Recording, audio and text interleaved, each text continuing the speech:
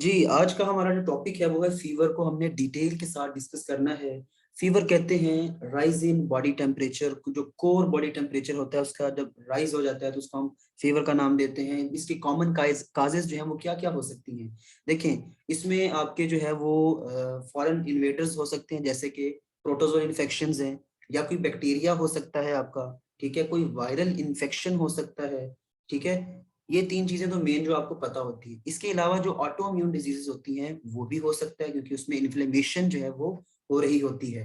Then जो chronic conditions होती हैं जिनको हम मैलिग्नेंट डिजीजेस का नाम देते हैं वो हो सकती हैं। और आइट्रोजेनिक फीवर एक होता है, ड्रग इंड्यूस्ड फीवर, उसको हम आइट्रोजेनिक फीवर का नाम देते हैं। तो प्रोटोजोल इन्फेक्शन जो है, इसमें मोस्ट कॉमन जो है आपका वो मलेरिया होता है। अभी थोड़ी देर पहले हमने डिस्कस किया कि मलेरिया के अंदर राइगर्स होते हैं आपको, ठीक है, और ये सडन ऑनसेट होता है इसके अंदर, ठीक है। जबकि बैक्टीरियल इन्फेक्शन जो है इसमें टाइफाइड फीवर, साल्मोनेला टाइफी एक बैक्टीरिया होता है वो करवाता है, पैराटाइफाइड फीवर होता है, ठीक है, और ये कॉन्टिन्यूस फीवर जो है उसकी टाइप है। ट्यूबरकुलोसिस जो है ये भी बैक्टीरियल इन्फेक्शन और बहुत कॉमन है, ठीक है। और निमोनिया है, पाइलोनेफ्राइटिस है, ठीक है, लंग एब्सेस हो सकती है। ये डिफरेंट काजेज हैं। देन वायरल इन्फेक्शन की अगर हम बात करें तो उसके अंदर इन्फ्लुएंजा वायरस बहुत कॉमन होता है, ठीक है। चिकन पॉक्स जो है, मीजल्स, मम्स, ये बहुत कॉमन वायरल इन्फेक्शन होते हैं। ऑटोइम्यून डिजीज जहां भी जिक्र आए आपके जहन में तीन चीजें जरूर आनी चाहिए: रोमेटिक फीवर, रोमेटाइड आर्थराइटिस, और SLE, सिस्टेमिक लूपस एरिथमेटोसिस। आपने गाइटन के अंदर ये तीन नाम पढ़े थे, ठीक है।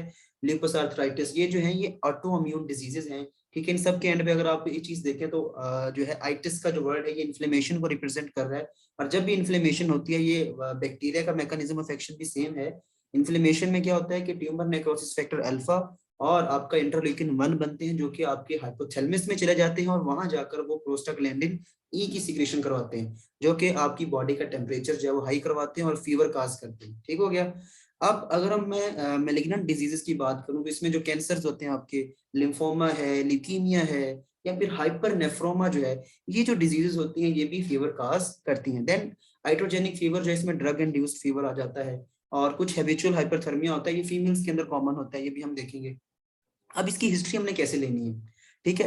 हिस्ट्री में आपको क्वेश्चंस पता होंगे, ठीक है, आप थर्ड ईयर पूरी गुजार देंगे, आप क्वेश्चन पूछते रहेंगे, लेकिन जब तक आपको पता नहीं है कि आपने क्वेश्चन जो पूछा है वो क्यों पूछा था और उससे कौन सी डिजीज जो है वो रूल आउट हो रही है, तब तक आपको कोई फायदा नहीं हिस्ट्री लेने का। तो हिस्ट्री डिस्कस किया करें, ठीक है। तो हिस्ट्री ऑफ प्रेजेंटिंग इलनेस की अगर हम बात करें तो जो सबसे पहली चीज हम पूछते हैं वो है ऑनसेट, ठीक है। ये तरतीब थोड़ी आगे पीछे है। ऑनसेट सॉक्रेट के निमोनिक के मुताबिक जो है, तो ऑनसेट जो है एस से साइट होता है, ओ से ऑनसेट है, तो वो यहाँ पर नहीं है तो इसलिए हमें साइट नहीं है, तो ऑनसेट के ऊपर हम आ जाते हैं। ऑनसेट में देखें तो सडन ऑनसेट जो है वो मैंने बताया मलेरिया में होता है, ठीक है, और वायरल इन्फेक्शंस के अंदर होता है।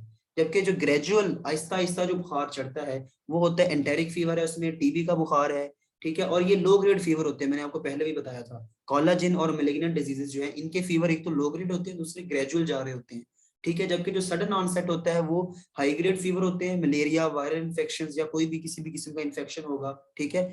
और अगर हम बात करें कि इसमें राइगर्स थे कि नहीं थे, कपकपाहट कपकपी तो नहीं होती पेशेंट को, तो वो मलेरिया की एक स्पेसिफिक जो है वो डायग्नोस्टिक पॉइंट है। जबकि मैंने बताया था अगर टीबी की हम बात करें तो टीबी के अंदर एक तो वो ग्रेजुअल ऑनसेट होता है उसका, दूसरा टीबी के अंदर रात को बुखार होता है, और रात को बुखार होने के साथ साथ इसमें नाइट स्वेटिंग्स जो है, रात को पसीने आते हैं आपको। अगर हम सिवियरिटी की बात करें तो ये हमारा क्वेश्चन है कि भाई कितना सीवियर था, लो ग्रेड फीवर था या मॉडरेट या हाई ग्रेड फीवर था। तो लो ग्रेड फीवर अभी हमने बात की, जो टीबी होता है, जो क्रॉनिक इन्फेक्शन है, ठीक है, मैलिग्नेंट डिजीज होगी, कोलाजन डिजीज होगी, तो ये सारी वही है, ठीक है, ये लो ग्रेड फीवर होते हैं। जबकि जो हाई ग्रेड होते हैं वो अक्यूट वाले होते हैं, ठीक है। तो ये काफी सारे इसके अंदर आ जाते हैं। तो आपके जो सडन ऑनसेट वाले हैं ना वो अमूमन जो है वो हाई ग्रेड फीवर माने जाते हैं। तो अब करेक्टर की बात करें तो करेक्टर हम पहले भी डिस्कस कर चुके हैं। एक होता है आपका कॉन्टिन्यूस, ठीक है, कॉन्टिन्यूड जो है कॉन्टिन्यूस फीवर होता है, एक इंटरमिटेंट होता है और एक रेमिटेंट फीवर होता है। अब हमने डिस्कस किया था जो इंटरमिटेंट होता है इसके अंदर एक स्पेसिफिक फ्रीक्वेंसी होती है कि बुखार एक स्पेसिफिक ड्यूरेशन के लिए होता है, फिर खत्म हो जाता है, फिर होता है, फिर खत्म हो जाता है। उसकी बेस पे फिर हमने इसको डिफरेंट टाइप्स के अंदर कन्वर्ट किया था। क्यूटेडियन फीवर हमने कहा था जिसके अंदर डेली बेसिस के ऊपर जो है ना वो बुखार होता है, ठीक है। जबकि इसके अंदर जो एग्जांपल है वो पाइलोनेफ्राइटिस की है जिसमें डेली बुखार होता है आपको, ठीक है। और मलेरिया की डिफरेंट टाइप्स, मलेरिया में जरूरी नहीं है कि क्यूटेडियन फीवर हो, इसमें मलेरिया की जो टाइप होगी उसकी 4-5 टाइप्स हैं इस पैरासाइट की, तो उसकी बेस पे जो है ना वो होता है कि जो करवाएगा उस हर एक पैरासाइट का डिफरेंट होता है, ठीक है। इस तरह टर्शियन फीवर है जो, ठीक है, ये फाल्सीपैरम की वजह से होता है, ठीक है। और ये प्लाज्मोडियम वाइवैक्स, ओवेल, फाल्सीपैरम, ये तीनों जो है टर्शियन फीवर करवाते हैं। और जो कॉटन फीवर होता है ये आपका प्लाज्मोडियम जो मलेरिया होता है ना वो करवा रहा होता है, ठीक है। हाँ, यहाँ पे लिखा हुआ है। और जो रेमिटेंट फीवर है ये वो फीवर होता है जो कि ऐसे आता है, पहले एक बेस लाइन थी, ये ऊपर जाएगा, ठीक है, फिर उस पर रुक जाएगा, फिर जो है ऊपर जाएगा, फिर रुक जाएगा थोड़ी देर, फिर ऊपर जाएगा। तो जिस तरह सीढ़ियां होती हैं, ये बेस लाइन की तरफ नहीं आएगा बल्कि डेली जो है ना ये बढ़ता जाता है, बढ़ता जाता है, ठीक है, डेली इसके अंदर इंक्रीज होता जाता है। तो एंटेरिक फीवर इसकी एग्जांपल है। देन कॉन्टिनेंट फीवर जो है वो एक ही लाइन के ऊपर, सपोज करें 100 डिग्री सी टेम्परेचर हो, 100 डिग्री फ़ारेनहाइट आपका टेम्परेचर हो गया, तो वो 100 पर ही रहता है, मैक्सिमम उसमें जो चेंज आएगा वो 101 हो जाएगा, ठीक है, इससे ज्यादा चेंज नहीं आता, ठीक है, 24 आवर्स के अंदर। और ये जो है बेस लाइन को टच नहीं करता, दोबारा 98 पे नहीं आता, ठीक हो गया। तो इसमें टीबी की एग्जांपल है, और बहुत सारे लो ग्रेड फीवर जो होते हैं वो इसमें आ जाते हैं। अच्छा, पेलेब्स्टेन फीवर जो है, ये अंडोलेंट फीवर जो था, ये हमने कहा था कि वो होता है जो कि स्पेसिफिक डेज के अंदर, जैसे 4 दिन तक उसमें बुखार होता है, 4 दिन का गैप आ जाता है, उसमें बुखार नहीं होगा। या फिर 4 हफ्ते तक इवन बुखार हो सकता है, 1 महीना पूरा बुखार रहे और फिर 1 महीना जो है वो गैप आ जाए। तो जब इस तरह का पैटर्न आता है तो इसको हम जो है अंडोलेंट फीवर या फिर पेलेब्स्टेन फीवर कहते हैं। ये हॉजकिन लिम्फोमा के अंदर जो है ना ज्यादा कॉमन होता है। डायर्नल वेरिएशंस क्या होती हैं कि सुबह सुबह आपका टेम्परेचर जो है वो लो होता है, शाम को जो है आपका टेम्परेचर हाई होता है, तो ये डायर्नल वेरिएशंस होते हैं, ये नॉर्मल होती हैं। अच्छा, एसोसिएटेड सिम्टम्स की अगर हम बात करें तो ये पहले भी हम डिस्कस कर चुके हैं, लेकिन ये डिटेल के अंदर हम जा रहे हैं, तो याद रखें, अगर पेशेंट को फीवर है, साथ में उसको हेडेक है और नेक स्टिफनेस है, नेक स्टिफनेस पे आपने गौर करना है। जब भी आपको नेक स्टिफनेस का केस आ जाए, नेक स्टिफनेस है, हेडेक है और साथ में फीवर है, तो आपने मेनिंजाइटिस जो है ना आंखें बंद करके लगा देना है, ठीक है। तो ये वैसे हिस्ट्री आपने लेनी है तो आपने पूछना है उससे कि आप कोई गर्दन में कोई अकड़ाव तो नहीं है, आप में इसको सर में दर्द तो नहीं है। तो मेन इसमें अपने एक मेनिंजाइटिस याद रखने, बाकी आप ना भी याद रखें तो मसला नहीं है। अच्छा, कफ आपने पूछनी है, अगर पेशेंट को फीवर है और साथ में कफ आ रही है तो फिर कफ की हिस्ट्री भी आपने अलग से लेनी, वो अलग से एक वीडियो होगी कि कफ जो है वो ड्राई है या फिर कफ के साथ स्पूटम आ रही है। स्पूटम आ रही है तो फिर बताएं कि स्पूटम का कलर क्या है, ठीक है, चेस्ट पेन है कि नहीं है। अगर कफ है, चेस्ट पेन भी है और स्पूटम भी आ रही है, और स्पूटम का कलर जो है स्पेसिफिकली रस्टी, जो है ना रस्टी कलर की स्पूटम है, ठीक है, जितना जंग लगा होता है, तो वो स्पेसिफिकली निमोनिया के अंदर होती है, ठीक है। ये आपको आपके एससीक्यू भी आता होता है, ठीक है, माइक्रो के अंदर आप पढ़ेंगे, और यहाँ पर भी आपको हिस्ट्री में स्पेसिफिक पॉइंट आएगा कि, और आपने अगर रस्टी स्पूटम का नहीं पूछा तो आपकी हिस्ट्री सारी गलत है, ठीक है। आप सारी हिस्ट्री लेने, आपने रस्टी स्पूटम का नहीं पूछा उससे कि आपको जो बलगम आ रही है उसका रंग कैसे है, ठीक है। तो आपने जब हिस्ट्री सुनानी है तो आपने बताना है कि sir it was rusty colour sputum, ठीक है, तब आपका जो है ना वो आपको ज्यादा मार्क्स मिलेंगे उस चीज के। देन अगर फाउल स्मेलिंग आ रही है तो ये इतना इंपॉर्टेंट नहीं है, लंग एब्सेस होती है, लेकिन ये इंपॉर्टेंट है अगर खांसी करने पर जो है वो साथ खून आ रहा है, हिमोटाइसिस हो रही है, haemoptysis is the coughing up of blood. जब खांसी करने पर जो है ब्लड आता है तो हिमोटाइसिस इसको कहते हैं, और ये स्पेसिफिकली सिम्टम है आपकी टीबी की, ठीक है। टीबी की बस आपने टीबी याद रखना है कि टीबी के अंदर जो है क्या होता है, एक तो लो ग्रेड फीवर होता है, दूसरा चेस्ट पेन होगी, तीसरा इसके अंदर नाइट स्वेट्स होते हैं, चौथा खांसी करने पर खून आता है, ठीक है। जबकि मलेरिया जो था वो सडन ऑनसेट था उसका, ठीक है, वो थोड़ा सा हाई ग्रेड फीवर था, उसके अंदर राइगर्स थे, ठीक है, नाइट स्वेट्स नहीं थे। नाइट स्वेट्स जो है वो टीबी के साथ एसोसिएटेड होते हैं। अच्छा, अब अगर हम बात करें, उससे पूछेंगे कि भाई आपको डायरिया तो नहीं है, ठीक है, अगर डायरिया है तो कैसा है, ठीक है, वाटरी डायरिया है, पानी की तरह आ रहा है आपको, तो फिर ये वायरल इन्फेक्शन भी हो सकता है, बल्कि यहाँ पे आप लिख लें कि इसके अलावा जो बैक्टीरियल इन्फेक्शन होता है ना, ई कोलाई का, वो भी हो सकता है, जरूरी नहीं कि यही हो। तो ये तो बस मतलब डायग्नोसिस ना, मेन चीज हम बता रहे हैं, और भी डायग्नोसिस हो सकते हैं।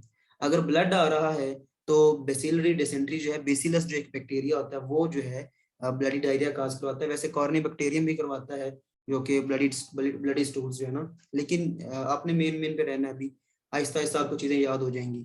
अच्छा, ये क्रोहन्स डिजीज और अल्सरेटिव कोलाइटिस, ये असल में इन दोनों को मिला देना तो आपने एक डिजीज सुनी होगी, इन्फ्लेमेटरी बाउल डिजीज, ठीक है, आईबीडी, या आईबीएस के नाम से आपने सुना होगा।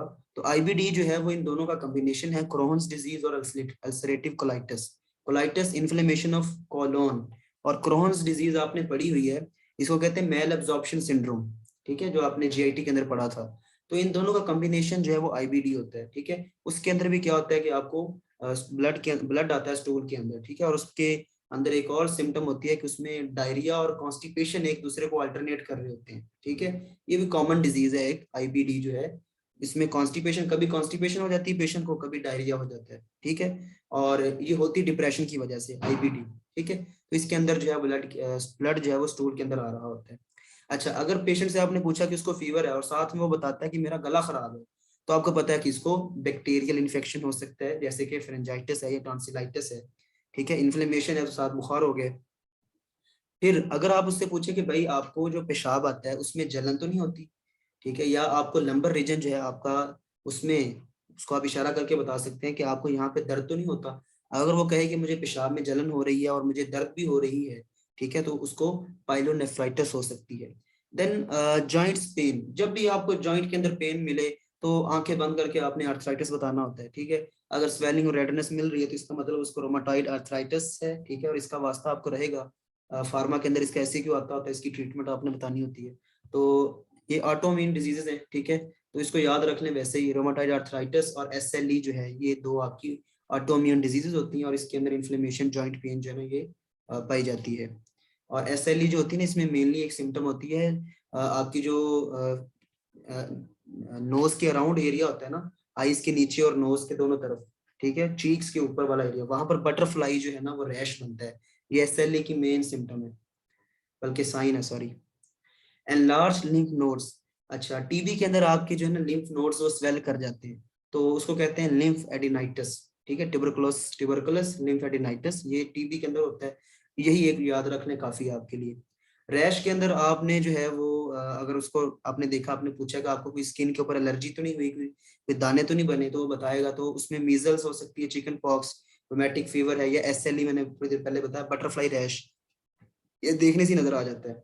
देन अगर उसको जॉन्डिस है, आपने उसकी आंखें देखी हैं या उसकी रिपोर्ट्स, उसने बताया कि मुझे जो है ना यरकान हो गया, पीलिया हो गया, तो आप सस्पेक्ट करें कि उसको हेपेटाइटिस है, ठीक है। या आप सस्पेक्ट करें कि उसकी जो है बिलियरी डक्ट है उसकी इन्फ्लेमेशन हो गई है, जिसको कोलेंजाइटिस का नाम देते हैं, ठीक है। अगर पहले बुखार हुआ है, सॉरी, अगर पीलिया पहले हुआ है, आंखें पीली हो गई हैं, ठीक है, और वॉमिटिंग भी साथ हो रही है और उसके बाद उसको बुखार हो गया है, तो फिर आपने सस्पेक्ट करना है उसको वायरल हेपेटाइटिस हुआ है, ठीक है। अगर उसको पीलिया भी हुआ है और साथ ही बुखार हो गया है, तो फिर आपको ने इस पर सस्पेक्ट करना है कि हो सकता है इसकी बिलियरी डक्ट जो है ना उसके अंदर प्रॉब्लम हो सकती है। अच्छा जी, डेफरवेसेंस जो है, और फीवर के दौरान जो स्वेटिंग होती है उसको कहते हैं, ठीक है। ये इतना इंपॉर्टेंट पॉइंट नहीं होता, ठीक है। अगर सडनली हो तो मलेरिया के अंदर होता है ये, और ग्रेजुअली अगर हो, ठीक है, विद लाइसिस हो तो एंटेरिक फीवर हो सकता है, ठीक है। स्वेटिंग वैसे ही जो है ना वो तकरीबन जितने भी हाई ग्रेड फीवर होते हैं उनके अंदर स्वेटिंग हो जाती है, ठीक है। रिलीविंग फैक्टर्स अमूमन कोई नहीं होते। रिलीविंग फैक्टर्स में आप एंटीपायरेटिक्स ही लेते हैं, ठीक है। तो उससे जिस तरह आप पैनाडोल खा लेते हैं या डिस्प्रिन खा लेते हैं तो उससे बुखार उतर जाता है। तो या फिर जो होती है ना मलेरिया अगर है तो आपको एंटी मलेरिया से बुखार उतरेगा, ठीक है। टीबी है तो एंटी ट्यूबरकुलस डिजीज जो होती है ड्रग्स उससे उतरेगा। और अगर एंटेरिक फीवर है तो आपको एंटीबायोटिक क्लोरामफेनिकोल जो है ना ये खानी पड़ेगी। तो ये एक जनरल सा जो है वो था हमारा फीवर का, ठीक है, कि फीवर जो है होता क्या है, इसके कॉमन काजेस क्या है, ठीक है। काजेस की एक तरतीब वाइज याद रखना है आपने। अपनी हिस्ट्री ऑफ प्रेजेंटिंग इलनेस में आपने क्या चीजें पूछनी है, ड्यूरेशन पूछना है, ऑनसेट पूछना है, सिवेरिटी पूछनी है, करेक्टर देखना है उसका, ठीक है, और एसोसिएटेड सिम्टम्स देखनी है। और उसके बाद आपने कुछ डिफरेंशियल्स बनाने हैं कि इसको ये बीमारी जो है वो हो सकती है।